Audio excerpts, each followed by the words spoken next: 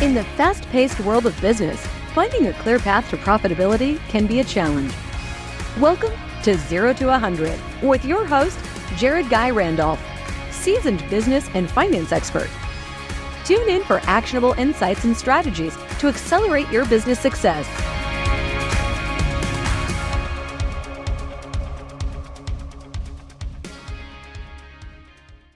Hello, Accelerators. Today on 0 to 100, we are going to welcome serial entrepreneur and tech executive who has exited multiple companies and also IPO'd companies, and he's also an exit expert, Brian Sallee.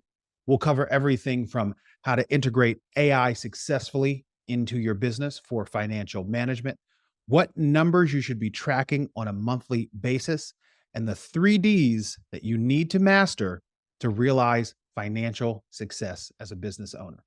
Ladies and gentlemen, let's accelerate together. Brian Sallee, thank you for joining us today. You're welcome. Thanks for having me, Jared. Good to connect. Pleasure. So on 0 to 100, we want to get to the bottom of it and the bottom of the profits, meaning how do we make our businesses more profitable? You are an entrepreneur through and through, have done some amazing things. You've sold companies. I believe you've IPO'd companies as well.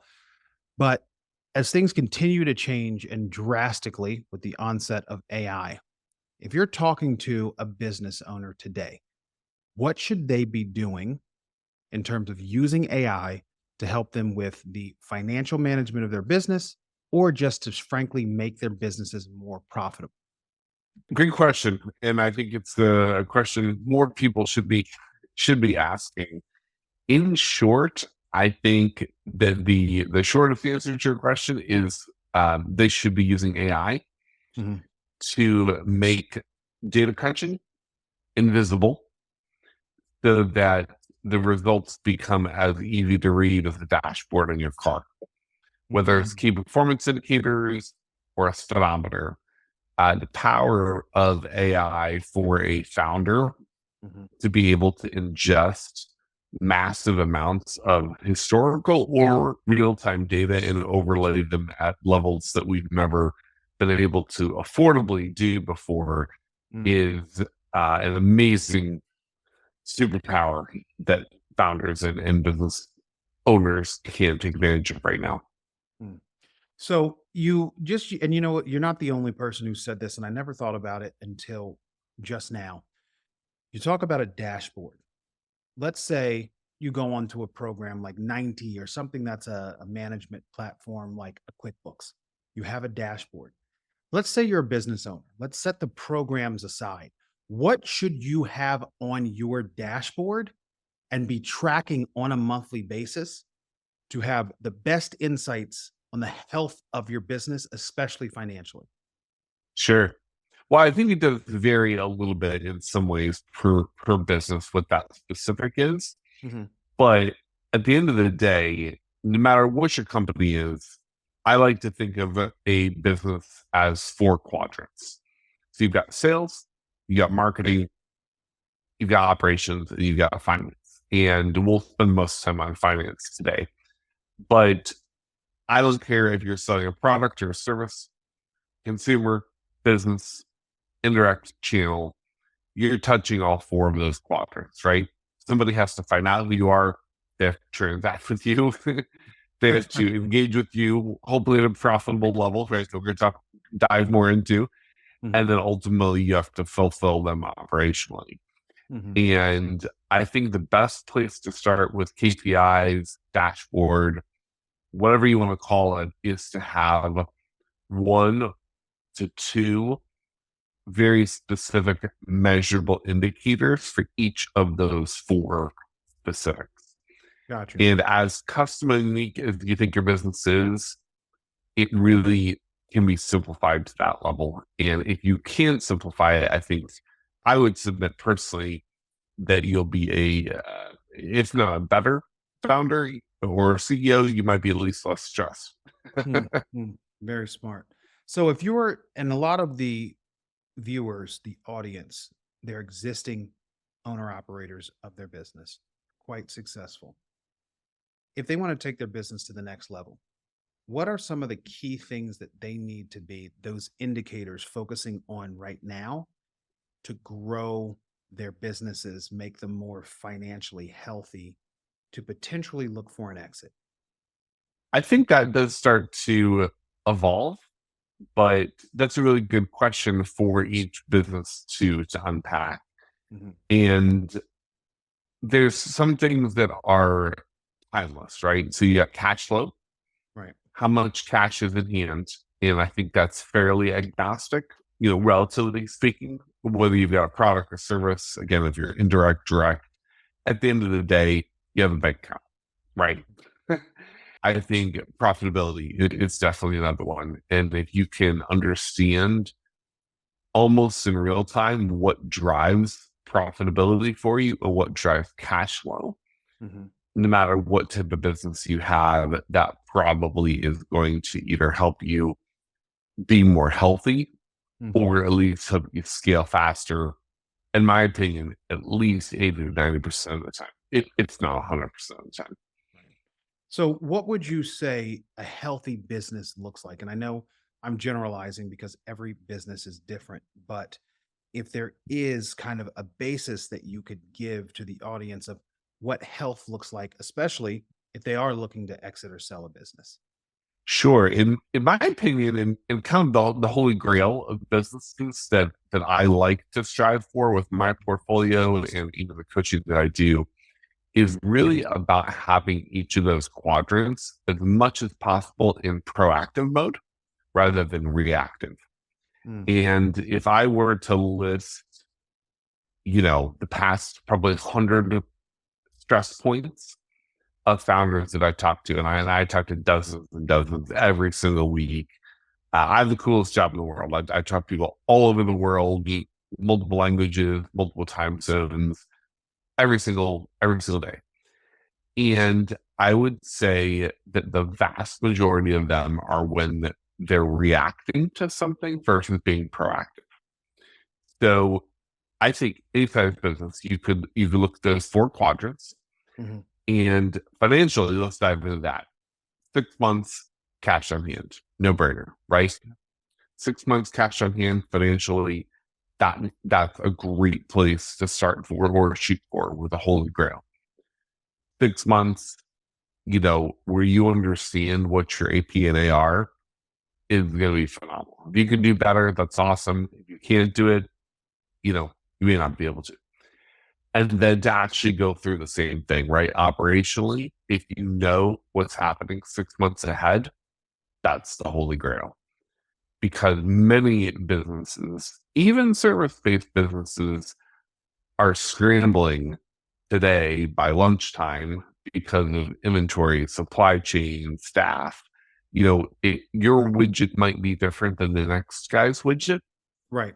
but you still have a component of your business, right? You either fulfill somehow. You fulfill either with a tangible product or a human or your own time or something. So 6 months is ideal. Marketing, it's not as popular to talk about because we all want to talk about AI and all that. But really the holy grail is a tap, right? It's a dial where you could have 6 months worth of lead flow. In my opinion, that's the dream where you know that you could twist up, you could twist down. You know that December you're going to crush it or you're going to starve because it's Christmas, right? July 4th, you're going to crush it or you're going to starve. I'm exaggerating for a fact, but many businesses are cyclical. You might sell a ton of product around holidays, Mhm. or all of your clients might be on vacation around the holidays. Gotcha. And then last but not least, it's sales. Same thing with sales. If you've got that pipeline in 6 months, in my opinion, if you can hit six or more in each of those four quadrants in virtually every business, that'd be amazing. So, if you're looking to build a business that has market value or enterprise value and you're potentially looking to exit, what I'm hearing is you have to be proactive in your four quadrants. So, from the standpoint of sales, it's having a lead pipeline that could potentially be up to 6 months is massively valuable. From the standpoint of marketing, you actually have a mapped out plan, which is a 6 month plan. From an operations standpoint, having a plan around operations, but also having a team in place where if you were to leave for a week or a month on vacation, the business would continue to prosper. And from a financial standpoint, it's having 6 months that are in reserve. So you know that you've got the operating funds in place to keep the business going to reach those goals. Correct? Exactly. Awesome. So let's talk a little bit about, because you are unique in terms of some of the guests that we've had on the show. You've exited how many businesses? It's been a couple now at some level. Okay. Talk us through your last exit. How did you create the market value? And what was the acquirer looking for from you that you were able to put in place and get max dollar for the business? Hopefully you got max dollar for the business. Sure. Well, there's been a couple more recently now, especially with the IPO, but one of the easiest ones to talk about, or maybe just my favorite one, is in the technology space. And I started the business that originally was me as a IT advisor, MSP. We grew subsequently through revenue phases, right? So we hit 6, 7, 8, and exited for 9 figures. So we're on that entire track over 10 years. Ended up as what became number 4 on the NASDAQ. And through that process, we moved through a couple of different phases. And one of the early things that I enjoy talking about, I can freely share, and I think that resonates with a lot of founders, is about 3 years in, we were doing everything for everybody in the technology space. And what I mean for everything for everybody meant that we were providing tech services for businesses. And if they called in with a BlackBerry issue, right? BlackBerry was good back then. Good money in BlackBerry. It's in a great product. Doesn't even exist anymore, I don't think. Right. An email issue, video conferencing, like you name it, we did it, right? Right. And it was all direct. So our pipeline was direct, our support was direct, everything. You called us, we were just like this little mini MSP. And when it was originally just me, it kind of just made sense, right? You just call Brian, what do you need, right? You get a couple helpers, couple IT guys, totally made sense. And as we hit 6 figures in revenue and hit 7 figures in revenue, it broke down. Like literally the entire model broke because I couldn't handle more than a certain amount of problems and sales and marketing in a given 24-hour day. Right. And I couldn't find other exact Brians, nor should I. Because growing a business would be finding better people. And I did know that. That was one thing that I was very intentional about with mentors. So I was looking for technology specialists that actually 100% knew a lot more than I did in their area. Right. But by deduction, that meant they knew nothing about sales. Right. Or I was looking for somebody who was way better at sales than I was, because I was like, okay, to get where we were, but I wanted the next level. Well, they weren't a technologist, right? So that began to break down. And to make a very long story short, we actually laser focused in a couple different areas. We laser focused on 3 things. We laser focused on our buyer persona, who is actually going to buy a product from us. We laser focused on what the product was. And we took everything to everybody. And we actually came up with what we called indirect, all-in-one pricing. So that was when the cloud, we were actually doing cloud computing before it was popular. And we took all the complexity of technology. We said, hey, Jared, you've got 10 employees. I don't even remember a real number. But instead of telling you it was $1 for your BlackBerry and $1 for email and $1 for this, we just said, hey, Jared, you've got 10 employees at $100 per employee. And it just made it so much easier to interact and buy and sell and support. And if you added an employee, it was 11 times 100. And if you took one away, it was 9 times 100. And then the last thing was we went to a indirect model, because we realized that we did not want to be a consulting company. And there were dozens, if not hundreds of, in our case, Microsoft partners. And so we moved our entire marketing and sales pipeline to the channel, to resellers, to indirect, whatever you want to call it. Gotcha. So I think it's really interesting. You talked about you and how you were an integral part of the creation, but then also part of the problem. So let's talk about people.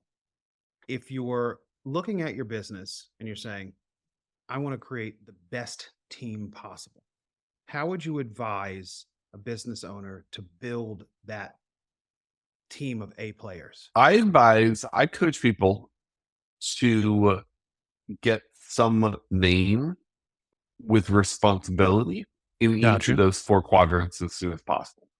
Got you. Okay. So it's a really good question. If I'm talking to a founder who's maybe in the 5-6 figure range, really it could be 5 or 6 figures per month or per year.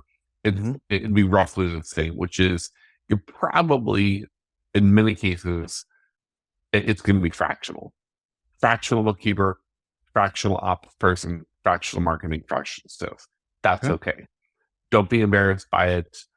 However, the quicker you can start to rely on somebody as a founder, the better, because you start to build those systems and processes, and then you're in coaching mode and you're in work on the business mode. And then as your individual business grows, you upgrade that direct point of contact from either external to internal or part-time to full-time. And so smaller 6 to 7 figures, one of the basic things that we do, and I can help somebody do this over a quick coffee or lunch, is just quickly map out, do you have somebody? If not, okay, get somebody quick. Right. And then where are they in terms of moving? Like, okay, you're using an external bookkeeper. Does that need to come in-house? Yes or no? I don't know. That's up to your business. If they're in-house, are they part-time? Do they need to be bumped up to full-time? And so you can kind of get these little levers that you pull, and it works in, so far that I've seen, 100% of all businesses. So what would you say once you get past yourself, you bring in the right people? What are maybe the top 3 other stressors that business owners face on a day-to-day basis? Because you see and speak to business owners around the world. So what challenges are those business owners facing that they can overcome relatively easy, whether it's mindset or people? What would you say those were? That's a really deep question, Jared. How long do we have? Well, we I love have as much time as you need. We have as much time as you need. And here's the thing. The truth is those are those deep questions because, I've had podcasts before where we talked about shame around money, and that being one of the hurdles that business owners have to get over. And it's something that I suffered because of my relationship to money, because of my family. Money, insert here, was difficult to get. It was always scarce. We didn't have enough to make ends meet. And then you become a successful entrepreneur and you've got this paradigm that you're like, what is wrong with me? So you have to work through that hurdle. What are some of the other things that psychologically they have to deal with, or the hurdles they need to get over? I think if I had to boil it to 3, I feel like I need like a whiteboard or something to think visually. But if I think of 3, I think I would say founder, yourself, your direct reports, and then your process. I think I would submit that in many or most scenarios, just on top of mind, it would fall into those typical categories. Gotcha. And you're right, Jared. It is often a mindset. The founder is very often the problem, but not the problem that needs to be removed. The problem that maybe just needs to change something in the way that they're viewing their business, and that they need to take a step back, or they need to detach a little bit, or they need to do something. The easiest conversational piece with a founder I found is to bring up the 3 Ds of delegating, defer, delete. Look at what you did yesterday and today and go to the classic. What can be delegated? Delegate, everything you possibly can. what can you defer? And I'm not talking about like you make a commitment and then you don't follow through on the commitment. I'm talking like, what really doesn't need to be done, right, in your business. What can you defer that isn't going to move the needle for something? Do you really need it to spend time on new office chairs, or do you really need to rebrand your website, or whatever it is? I don't know what it is for your particular type of business. That's where you as a founder have to decide that. But I think most of us founders could really be truthful to ourselves about that. And then what can be deleted, right? And I think that may be even the hardest, Jared, because of the culture that we live in of FOMO, right? Fear of missing out, digital media, social media. I can't tell you how many times per week I get questions like, oh, my business contact is, they're just doing amazing with TikTok right now. Should I be doing that? And it's like the sense of fear of missing out. And the reality is like that there's an element of yes, surround yourself with great thinkers and yes, join the mastermind and yes, read. I'm not against those things, but know where the line is and don't. It's okay to delete things off your list. Like, you know what? TikTok's not on our priority list right now, so we're going to delete everything on my to-do list. So delegate, defer, delete. And if a founder is very truthful with themselves on what that list is, there's actually very left over to actually do. Yeah. It's funny. I've gone through this with my businesses, and as a serial entrepreneur, I have gotten myself into a lot of trouble in terms of finance, time, and I've had to clean that up so I could actually get on the straight and narrow and do what Gary Keller suggests. Find the one thing in your business that makes everything else easier or obsolete. And going through the 3Ds, one of my mantras is become a master delegator. I don't want to micromanage. I don't want to control. But by nature, I'm like, all right, here's a task. We need to do that task, and I'm going to go after it and just get it done. When I could assign it to someone else on my team, I have struggled with that in the past. I've gotten much better now. Now, the deleting is super important. You read, Crushing It by Gary Vee, or you read Alex Hormozy, some of his $100 million leads, $100 million offers, and they talk about pushing out content. For certain businesses and individual brands, that makes sense if your content is what's going to drive your business. Otherwise, what I've realized is create good content within one or two channels that is going to target the clientele that you are going after, and let that be enough. Don't try to do 8 different things and not do them well. Do one or two things and do them extremely well. And the saying is, a jack of all trades is a master of none. Now, let me finish the rest of that. It's actually a jack of all trades is a master of none, yet oftentimes better than a master of one. So the history behind that is that's somebody who has had a lot of experience, but once you've had that experience, it now funnels into you executing still one thing and one thing very well. And I've had to delete, defer, and delegate at such a high level. I mean, you just really hit a chord on this one. And I'm really realizing how important those things are for business owners. And there's a lot of ego you have to get over to be able to execute on that. But it's completely changed the growth and my business trajectory. And those are the 3Ds spot on. Thank you for that. Yeah, that's a great point. Hopefully I don't offend anybody on the podcast you're listening, but one thing I'll share that just impacted me is I heard an interview between Bill Gates and Warren Buffett, which you can respect them or not respect them, but I think everybody can probably agree that they've done well, right? Yeah. They've done really well. And I believe it's searchable. I can't reference it, but Google it. But they're doing a little interview and they talk about how, in their opinion, saying you're busy is the new stupid. And when somebody says, "How are you doing?" "I'm busy." It's kind of like a self-proclaimed stupidity. Because if you're busy, you're stupid. And I can't help that on anybody, but that really hit a chord with me. I think it's an interview from a couple of years ago, and I was like, you know what? Listening to these, billionaires, trillionaires talk, I'm like, you know what? I that impacted me. I was like, yeah, I'm not busy, right? We all have the same number of time in the day. Being busy just means you can't control your schedule. That was their point. Being busy means you don't have control of your company. And you're never going to get it to be a 7, 8, 9, 10 figure founder. Your net worth is never going to prosper at that level if you're busy, because that means you can't control yourself. If you step back and look at it, and hey, I'm okay with offending people if it's going to help them get out of their own way. And I say that.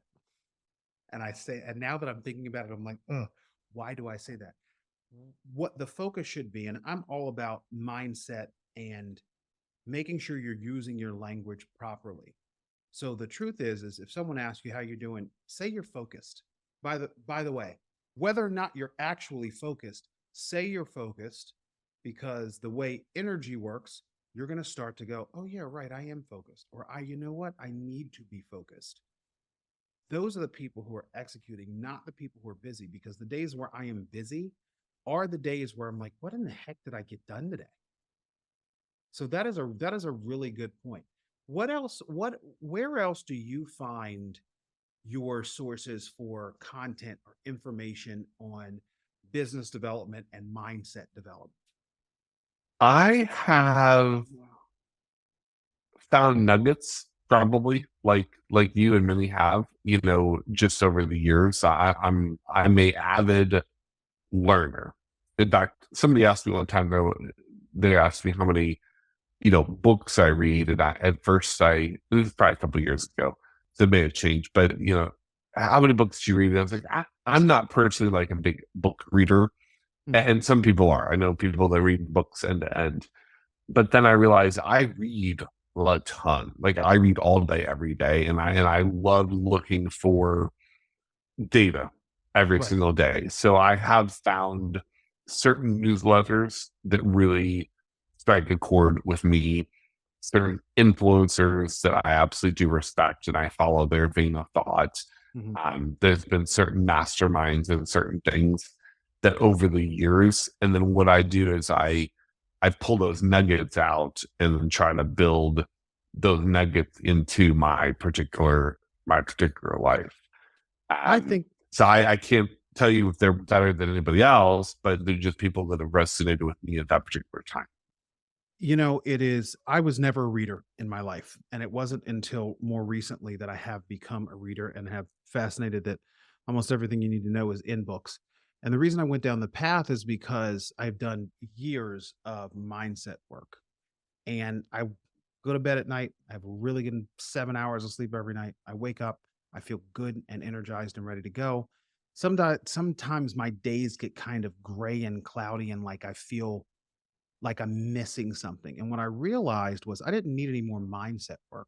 What I needed was the technical business aspects of operations, finance, management, sales that I had done naturally, but not in a way where it was going to position my business to actually grow substantially so I could get to that 9-figure, 10-figure business. So I've shifted into reading, and I read anywhere on a bad week, 1 book, on a good week, 3 books, but on average about 2 books a week.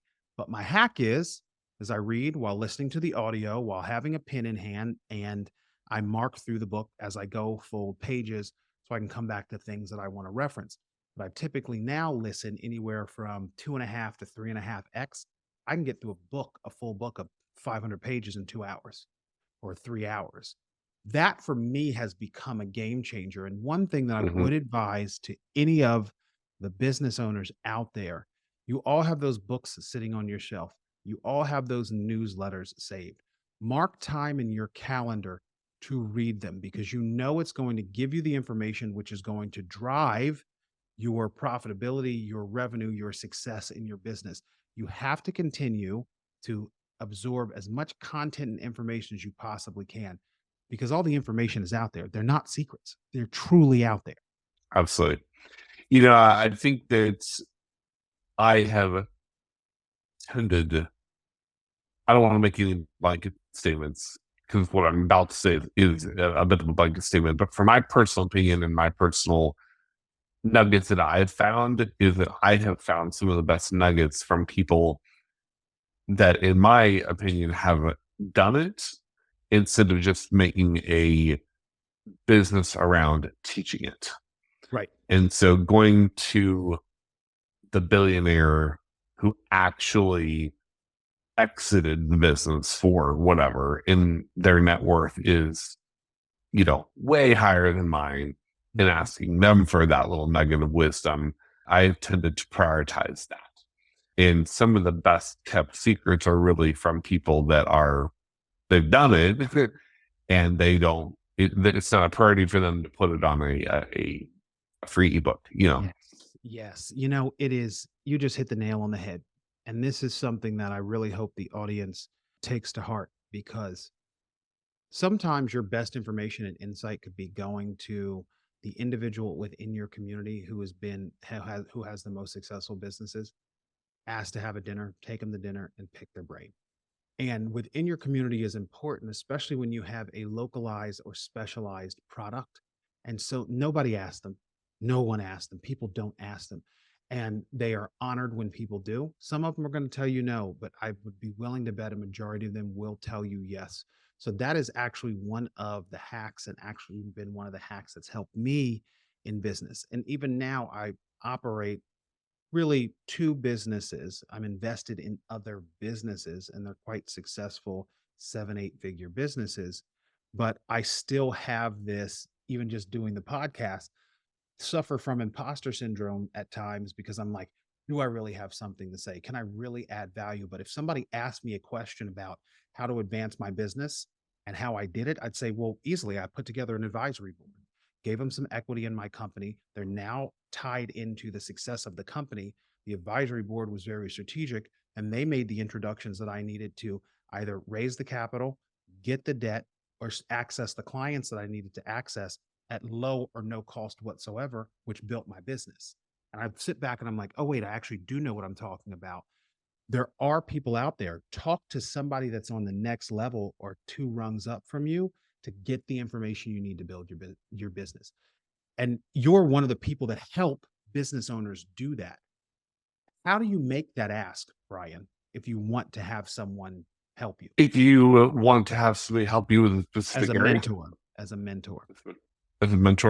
Mm-hmm. I think it probably depends on the person, from what I've found, because, I'll say this with a smile on my face, a lot of people are busy, right? Right.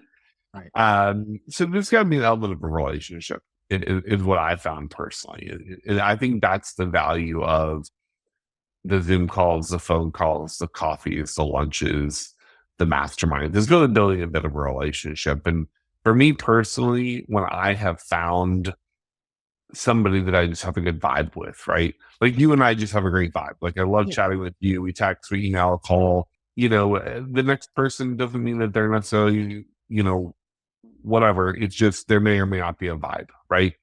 I can't explain it. And I think that's where I've gotten the mentorship from. And sometimes you just get a vibe. You're like, you've been there, done that. I don't know. You've got the same family situation, the same space. Like, oh, you're both in the technology space. So you're both in whatever. When you get that vibe and then you find out that that person has already been further down the path than you are, that's, I think, the time to make that ask and that advice. I think that a lot of founders, I don't want a down. That literally was perfect. Zoom did not like what you had to say. They did not like that at all. No, I mean, just like, if you're in a snowstorm, you're following somebody on a trail in the woods. Like, obviously you want to walk in the footsteps of where the snow trail was, right? It's not like rocket science. Right. Yeah, I think the same thing is with business. So that's what I look for. Mm-hmm. And then that's where I get mentorship from. And a lot of what I do today, Jared, in terms of helping others, is actually because of mentors that have built into me. Wow. And it's not hundreds of mentors. It's really one or two or three in specific areas that I now have known for 5 or 10 or 15 years in a couple of different disciplines. And I know the impact of those individuals for me. I don't know exactly how to find them again. It just worked, right? It was the vibe, the right time, the right place. I'm in one or two of my very intentional direct mentors. I mean, they've done things for me that they should not do. Like, I don't deserve them. I don't deserve their time. There's nothing that I can even tell my best friend to do to get their attention. Like, I don't know what happened, right? But as another founder, like, when you find that person, then respect them, listen to them, treat them with respect, and having the right mentor is an amazing experience. Awesome. Well, you deserved it because you're a rock star, and people know that when they meet you. So know that and take that under advisement. So I got one more question, and then we're going to go into our rapid fire questions. What is the number one thing business owners need to stop doing to increase their profitability? 80% of their products. 80-20 rule. Look at what you did last week. 20% of your customers generated 80% of your profitability. Find out what it is, ask the tough questions, focus on it. So if you own a series of restaurants and there's only 20% of the menu that 80% of your customers are ordering, narrow down that menu, make it the best you possibly can, and focus on that, because also you're not going to have a ton of waste. You're not going to have product that's not selling. That could cut down on your supply expenses, by way of example, correct? Yes. Very cool. All right, so we are going to go into our rapid fire questions. Here we go. pH balanced water or Diet Coke? Water. If there were a zombie apocalypse and you could pick only one weapon to take with you, what would it be? I just read about a laser tree cutter. I feel like that'd be really versatile. They're available for sale now from like some Chinese website. I would find one. Yeah. Definitely. I just watched which, it's so funny. A tree fell in my driveway and it was pretty big. And I was like, you know what? I've got an axe and I'll chop it up. That was one of the most physically difficult things I've ever done. And my body was feeling it for like 3 days later. So if you chop down trees, I mean, God bless you. I watched Furiosa last night, the Mad Max movie, and I definitely would get one of the flamethrowers. There you go. It's like, that would be my new go-to. What is the number one book that influenced your life? Or you know what, for you, it could be a number one newsletter or podcast. Ooh, that's a good one. Number one, definitely so many. Or one of your top 10. Top 10? Yeah, must read. Maybe the first one that comes to mind, I don't know if I would necessarily rank it above all, is Derek Sivers. I forget if it's a chapter or book called 1,000 Raving Fans. 1,000 Raving Fans. Derek Sivers. Cool. Awesome. I'm going to put that on the list. I love just the concept that you don't need to boil the ocean. You just need a few. It could be 10 or 100 or 1,000. But just get a very small quorum of raving fans that will buy any product from you profitably and build your business around it, and you'll win every time. But yeah, Derek's an amazing guy who's been there, done it, Love it, Derek. All right, I'm going to add that to the list. What is your favorite thing to do with your kids on a Saturday afternoon? In the summer, definitely pool. Awesome. In a fight, who would win, a Care Bear or a Cabbage Patch Kid? I'd say the Care Bear. Just so everybody knows, most people are going to be age appropriate to understand that question. But there is a generation who has no clue what I'm talking about when I say Care Bear or Cabbage Patch Kids. 2 more questions. What is the biggest obstacle you've helped another business owner overcome in their business? Probably getting out of the way of themselves. I think I could say I had one client. They were in the nine figures. They raised $9 north of, I think in their case, like $20 million within 4 weeks. Mhm. And I think just exited in the billions about 12 to 18 months later. So that was a fun one to watch, right? And in some ways, I had no part of it other than just to help them get out of their way. And that was a really fun project to then watch them crush it. Awesome. And the last question, if you're a business owner that's doing 10 million in annual revenue, and I turn around and hand you a $300,000 check, no strings attached, what would you advise they do with that $300,000? 10 million in revenue, Mhm. $300,000. So $300,000 check, I just give you 300 grand. leverage it.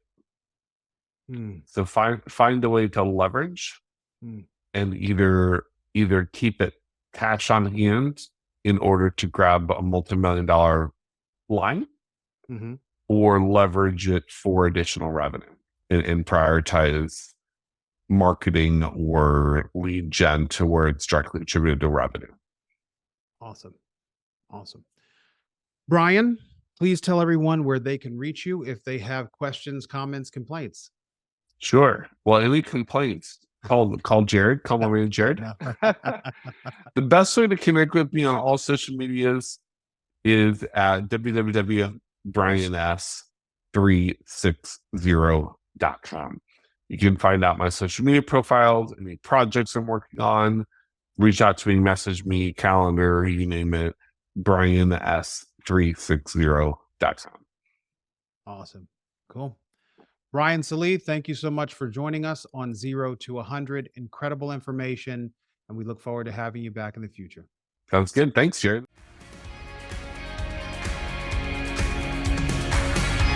Thanks for tuning in to 0 to 100 podcast. We hope you feel inspired and ready to accelerate your business.